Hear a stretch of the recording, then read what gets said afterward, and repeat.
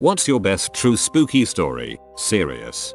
The scariest thing I've had happen while camping. So I live in Eastern Oregon, and my mom lives in Western Oregon. I went to visit her for the summer and she's very outdoorsy, so we decided to take the 1-hour drive from her city to the coast. We end up at this free campsite at the top of this hill. Huge foothills of the coastal mountains. About a 25-minute drive from the top where the campsite is to the bottom where the main road was, and we were the only campers there. We relaxed for the rest of the day, made food, etc. A truck full of men drive up the hill and talk with my mom. IDK what about? Wasn't suspicious at the time, and they leave us. Fast forward to the middle of the night. I wake up to my mom sitting straight up in the tent. I wake easily, so I heard her gasp and it woke me. As soon as she saw I was awake, she put her hand over my mouth because I was starting to ask her what's wrong. It was dead silent and all of a sudden you hear footsteps right beside the tent. The little flap that covers the zipper was even moving. Thankfully my mom has quick wits and said very loudly, "Kenny, grab the gun." Kenny is my dad, although that doesn't matter, and mind you he was not there, just us girls like I previously said. They left. No harm was done. Thank the Lord for my mama. I lived in an old apartment in 2002. The place was built in 1900, so it was just over 100 years old when I moved in. The living room and kitchen were fine, but the bathroom and bedroom were unnerving. Like I just always felt like I was being watched, especially in the bedroom if the closet door was open. Those unnerving feelings just became moderately uncomfortable as I settled in. I felt safe in the bedroom, but only if the door was locked. One night I was dead asleep when there was a loud bang on my bedroom door. When I got up the courage to get out of bed, I checked the apartment and all the windows were closed and locked from the inside. The door still had the chain secured. No one was in there. I mentioned the closet in the bedroom. I never liked going in there, and I never liked if the door was open. For some reason, in my head I would hear gasping noises, so for that reason, the closet stayed closed. A month or more after I was woken to the bang on my door. I was dead asleep, but something woke me up, and it was a pressure on me like being held down. It was pitch black in my room. I couldn't see anything, but I knew some was standing over me. When I could finally turn on a bedside lamp, no one was there. After then I couldn't sleep in the dark. I had to sleep with a lamp on. That incident scared the life out of me, and after that the unnerving feeling of being watched intensified. Friends would come over and comment about being uncomfortable in the bathroom like being watched. It became so uncomfortable for me. When I had the chance to move to another unit, I jumped at it. I packed up and got out. After me, several people rented the apartment, and they would move out within months. I became friendly with the building manager, and I told him that I felt the place was haunted. He kind of laughed it off. Years after, they were renovating the place. Building manager was doing some painting in there. The building owner was there too. I went and checked out the apartment, and it looked nicer. It didn't feel as creepy. I got to talking with the building owner, and through the course of conversation he just throws it out there that a former tenant committed suicide in the closet by hanging themselves. He also mentioned that the original designer of the building lived in that apartment and died in there. I wasn't mad when I heard that, but felt validated that what I experienced was real. When my grandparents bought their house for a family of 10, my grandpa found a fake wall upstairs. He tore it down to make more room for the family. Behind the wall were children's clothes and play toys, almost like they walked off the room in a hurry. My mom told me stories of sitting in her room and something circling the walls around her sounding like wallpaper being torn. When she moved out, my aunt moved into the same room. She would wake up with pictures she hung up laying on her chest in the morning. My cousins also have stories of hearing footsteps coming up the stairs and stopping outside their door in the middle of the night. I still don't go upstairs at their house because it's always cold and I get weird vibes up there. Even in my adult life I have scary dreams that take place in their upstairs. While at uni my friends and I ran out of booze. Hardly any shops were open because it was late on, so the only option was to walk the mile or so to the nearest 24-hour supermarket. Between the supermarket and the dorms we lived in was just row after row of suburban houses which all looked the same. As we were walking down one road we passed a field with a large campfire and some people riding horses around it. There were people playing musical instruments and general sounds of a good time going on. The horses and fire, and the lanterns which were dotted about, gave it a very old-fashioned feel. Maybe 5 minutes after passing the field, now walking past houses again, one of my friends commented on how weird and out of place that gathering of people had been. My other friend and I had been thinking exactly the same thing, so, curious, we turned around and walked back to find out exactly what was going on. There was nothing there, not just no people or horses. There was no field, just more and more houses. Even though we were absolutely certain we were on the right road, as we'd simply turned around. We walked up and down the neighboring roads too. We found nothing. We weren't drunk, though we'd had some drinks, and so I've got absolutely no idea what happened that night. Back when I was a kid, my grandmother had a really close friend who used to help her babysit us. One day she goes missing. Family doesn't know where she is and we don't either. About a week later, police find her body in a dumpster. She had been dead for 4-5 days. She had been mugged and had several stab wounds. Incredibly tragic. Who would mug an old lady? Here's the spooky story. A few days just before she was found, my 3 cousins swore they saw her walking around in their backyard and knocking on their window. The following day had search going through the area. It wasn't until the body was found that we realized what they saw couldn't be true according to police timeline, but they swore it was her.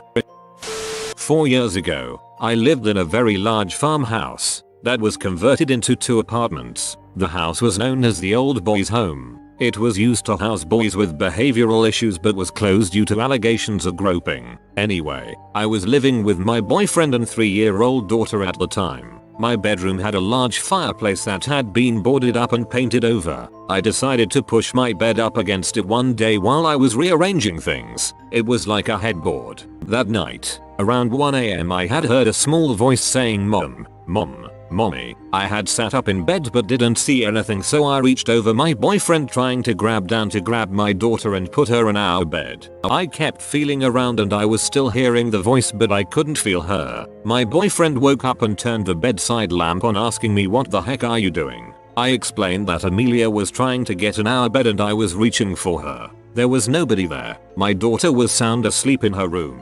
Then the next night came. Around 1 AM again, my dog had started to whimper at outdoor, so my boyfriend got up to take him outside. You know that feeling in a bed when someone lies down next to you, where the bed pushes in and there is a warmth in your back? I felt that, so I assumed my boyfriend had come back to bed. I rolled over. My boyfriend wasn't in the bed and I felt the freaking bed release pressure. Whatever was laying next to me has gotten up in that second. I moved my bed the next day to the other side of the room and I never had another incident in the 2 years I remained in that house.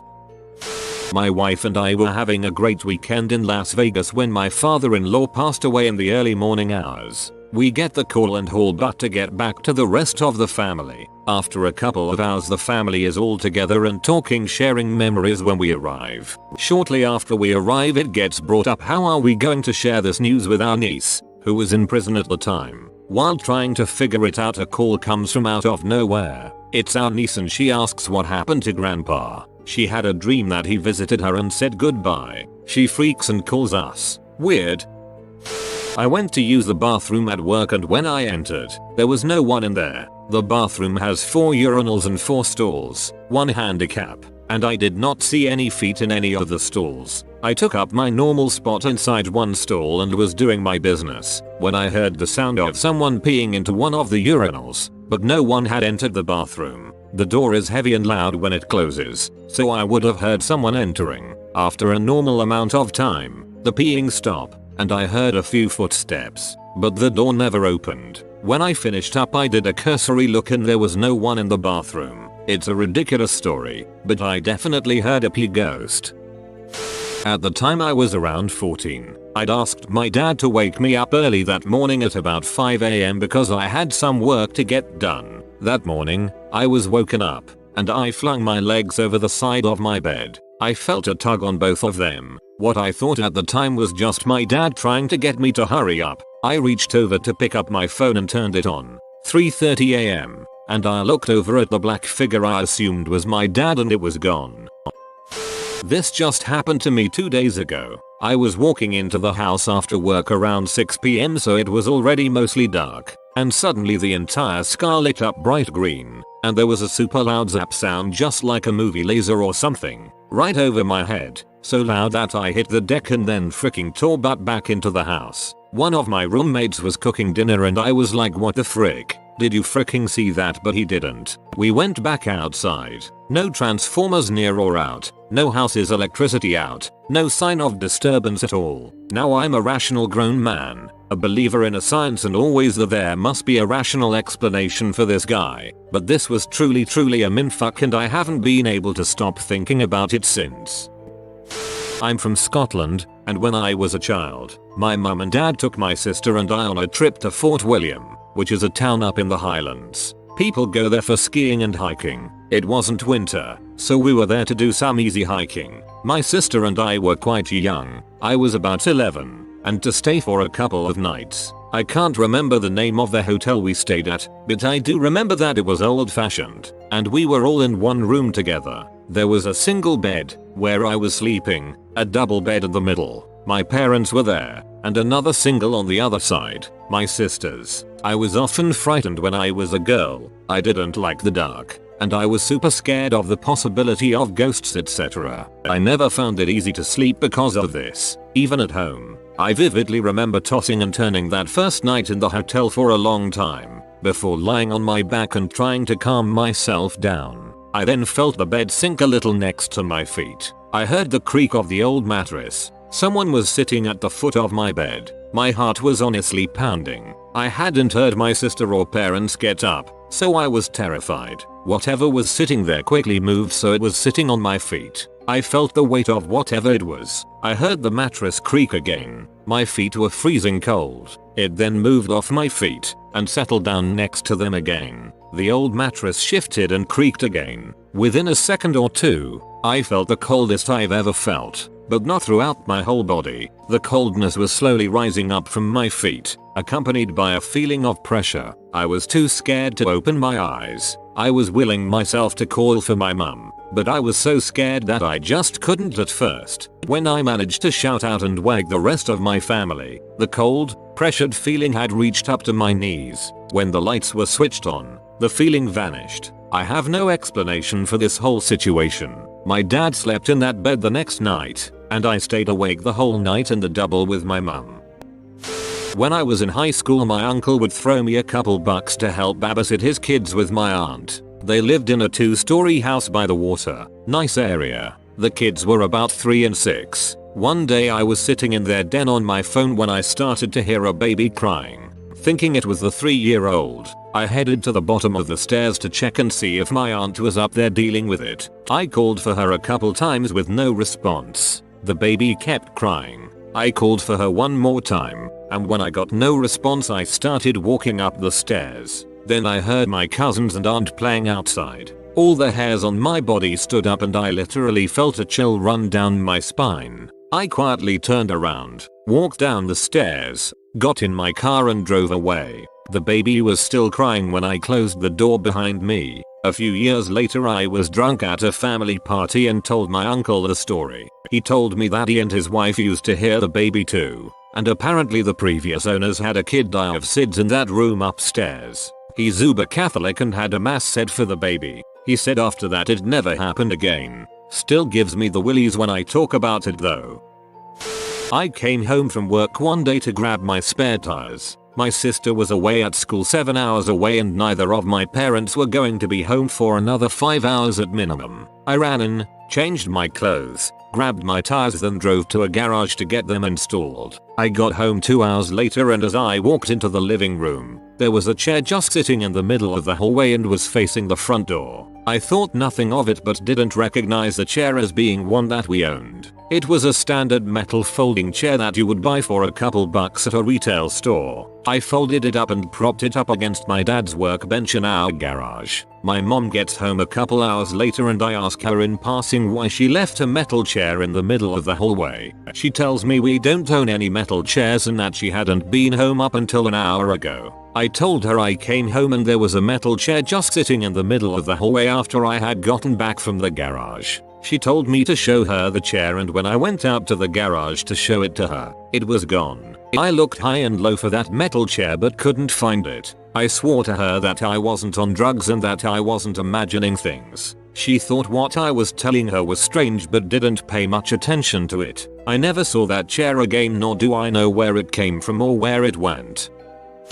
It's more bittersweet spooky than spooky, but here goes. My ex had this lamp that she had on the island in our kitchen. She turned it on pretty much every night, and in the mornings to make coffee. It was a pretty solid little lamp. I brought my cat to live with us late in our relationship because she had dogs and my cat was pretty up there in age and not used to dogs. So I tried to spare her little heart from that shock. She came to love laying down in the spot by where that lamp plugged into an outlet on the wall of the island. She died soon after I brought her over, and I was absolutely heartbroken. I had a hard time accepting the loss. About a week after my cat died, my ex was grinding coffee in a little electric grinder and I heard her shriek from the other room. I rushed over to see what was going on, and she told me she felt something cold pass by her feet. Then the light on the lamp started flickering. She tried to show me again the flickering, but it didn't happen. I just chalked it up to her being weird at 6 AM. A couple of days later, she asked me to make coffee for her.